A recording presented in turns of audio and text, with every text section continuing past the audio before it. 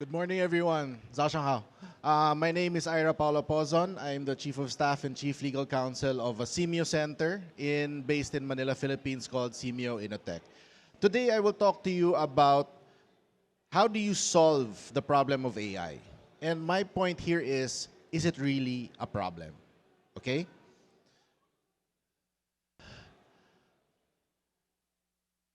Steps back. Take some steps back. What are the policy implications? What are we talking about? What is educational technology? What is edtech? The old definition by the Loyola University of Maryland is that educational technology is analyzing, designing, developing, implementing, and evaluating both the classroom setting, the curriculum, the students themselves, and the process to improve the learning outcome. The graphics I used here were AI generated thanks to GenCraft AI. The 2022 definition is by the tech advocate, utilization of applications, technologies to again improve the learning outcomes. Again, I used GenCraft AI to create my graphics. I don't have intellectual property issues. I don't have to say copyright someone. I used keywords to get that AI to develop those graphics for me.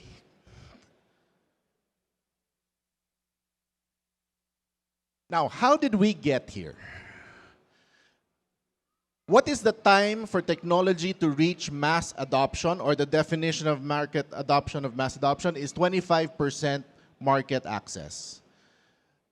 The airplane took 68 years, the telephone 50 years, radio 38 years, television 22 years to reach 25% market adoption. The PC took 14 years, internet 7, iPod 3 years, iPhone 2.75 years. If you notice a pattern, as technology progresses, there's less time before it achieves market adoption. So, anyone from our friends here, let's make this interactive. What do you think is the next technology to come out? Anyone? Anyone? Guess. Facebook? Facebook took 2 years. Twitter, which is now X, took 9 months. Again, next chance. What do you think is the last one? Anyone? Before that, before AI.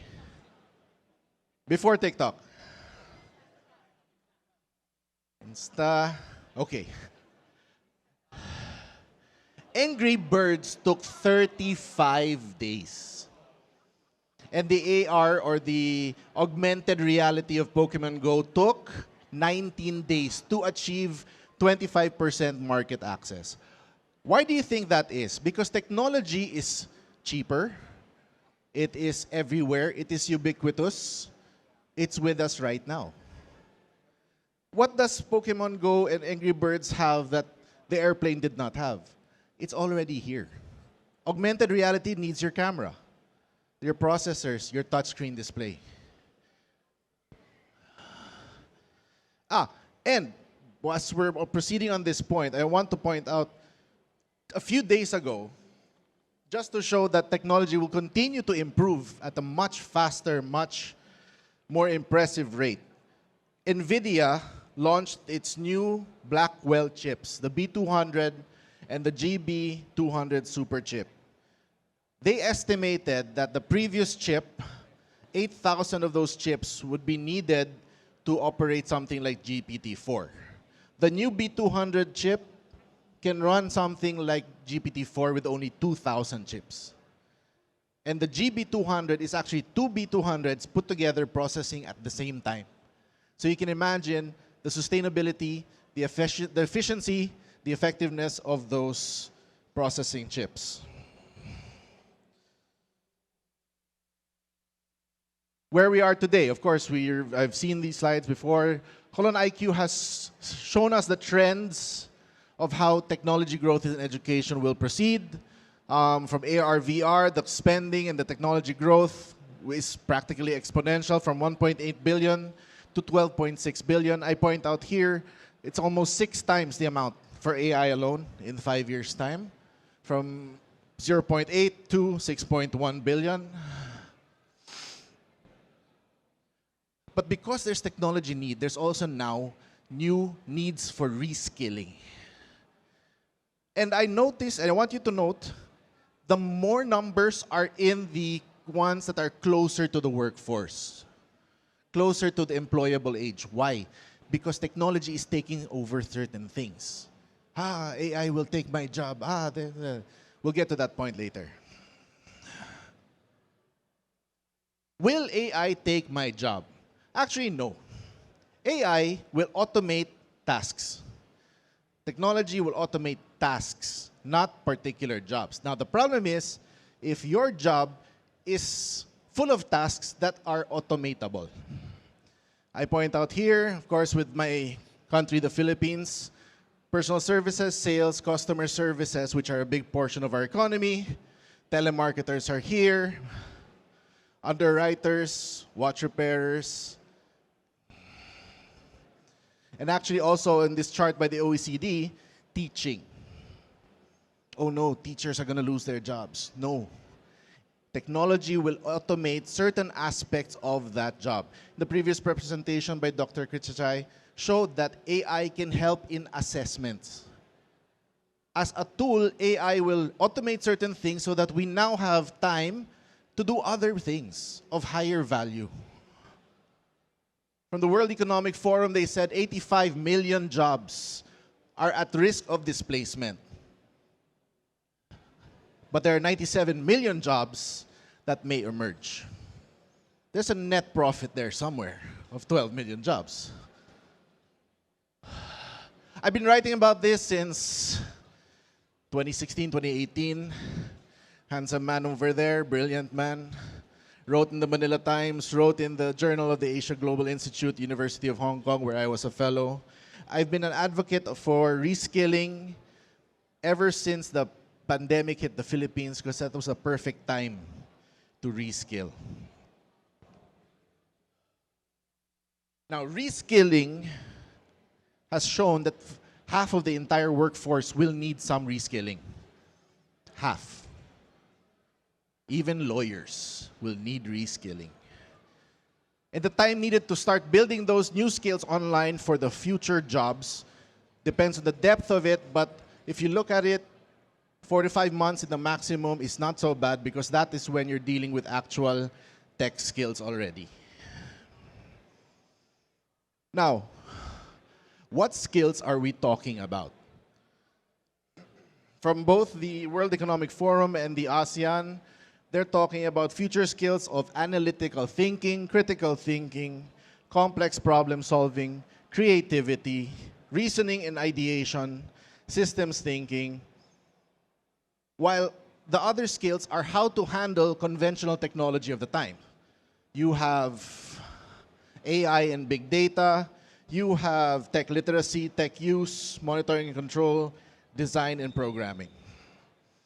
Klaus Schwab, the founder of the World Economic Forum, said, "We have the tools at our disposal. The bounty of technological innovation which defines our current era can be leveraged to unleash human potential." I want to point out here, although it moved, tools and leveraged. When the scientific calculator was invented by Texas Instruments in the 1970s, did we say we have to ban it? No. We learned to use it as a tool. When Microsoft Excel gave us more spreadsheet capacities, or even Word, with more word processing capacities, did we say ban it? No. AI is the same thing, in my opinion. It is a tool we should use to leverage. In EdTech alone, there are just a few applications. Facial expression analysis, eye tracking technology, gesture and pose recognition. The software can tell you if the student is looking straight at you, if he's really listening or not. Or if he's looking straight at you, but he's daydreaming about playing football in the afternoon. Machine learning-based engagement detection, customization of assessments, data analytics. You get to see at a more specific point what their mistakes are and how to improve them. Emotion cues is already there. AI knows whether the students are actually paying attention. Even apps like this one I use is the language app, Duolingo. When I make a mistake, it gives it back to me again and again and again and again. 3 chapters later, it brings me back to that same question I made a mistake because of the assessment analysis that it's trying to correct. ChatGPT is cheating, they say. I say no. It's a tool. For lawyers, for instance, my friend and myself, Chris, we're both lawyers. How would you explain a Latin maxim, res ipsa loquitur, to a child? Res ipsa loquitur is a legal principle that says the thing speaks for itself. If I fall off this stage and nothing hit me, maybe I'm lazy, maybe I'm weak, or maybe the stage is broken. Without any other inference, that's what res ipsa loquitur will say. How do you explain that to a teenager? ChatGPT says, okay, put it this way. Suddenly, the basketball hoop falls from above, hits someone on the head. Nobody was touching it. No obvious reason for it to fall. That is the res ipsa loquitur. The thing speaks for itself. It means that the very fact that something unusual or harmful happened suggests that someone probably messed up, even if we don't have direct evidence of who or what caused it. If it falls on someone, it says, hey, this shouldn't have happened unless someone was careless or something was wrong. I cannot imagine, even as a law professor, how to explain that to a child. But I used ChatGPT as inspiration. I actually tried it once, and I said, teach this Latin maxim to a toddler. And the language it used was like, I'm like, I would never have thought of that. The inspiration that it can give is impressive. Now, what we are facing in teaching is more of the paradigm shift. We are so used to our mode of teaching that we are so scared of AI.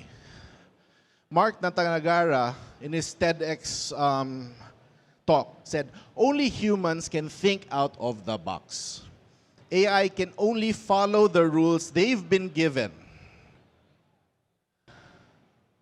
AI cannot experience, cannot generalize, cannot reason, cannot reflect, cannot think abstractly or understand relevance. A good education does all of these things. Let's go back to those slides I showed you earlier of the skills of the future. Thinking, thinking, thinking. Literacy, leadership, problem solving, analysis. These were the skills of the future because these are what AI cannot do. AI cannot think out of the box. So we should teach our kids how to do it. I know I have 1 minute. When right now they say students are using it to cheat. But of course, I don't know if you've seen these on Twitter. They printed out even when GPT said, I am an AI and I cannot answer this question for you. Or they actually wrote it down. Quick lessons. When the internet came out, issues of plagiarism arised. People will copy-paste, submit it as their own. The market will provide the solution. There came Turnitin, Scribber, Qtext, Duplicate Checker. With ChatGPT now, they're saying there's a problem as well. But then again, the market will again provide. Copy leaks, content at scale, originality undetectable. Will tell you how much of a percentage that the document, the words are written by AI. Final thoughts. If you're a teacher, if you're testing for knowledge, don't use the essay. Let him research using AI and give it to you via an oral report. Next thing you know, he learned it. Use multiple choice questions, use visual aids in your questions and analysis because those are more difficult for ChatGPT to answer. Increase your applied learning, your hands-on assignments, and real-world experience. If your understanding is the goal, use open-ended questions, scenario-based questions, critical thinking questions. If you want to catch them if they're really cheating or using GPT, if their English is suddenly so much better, then maybe their writing styles have significantly differed. Personalize your assessments, assign critical thinking and reflections. Because these are things AI cannot do, again. AI cannot reflect. AI has no emotions as of right now. Final words again, AI, like the tech of the first industrial revolution, is supposed to take over tedious and tiresome functions, allowing people to engage in newer processes and methods. This was written in 2018 by a very brilliant man, me. Thank you very much, ladies and gentlemen, for your time. 感谢大家的宝贵时间，让我们一起享受科技带来的好处和机会。谢谢，谢谢。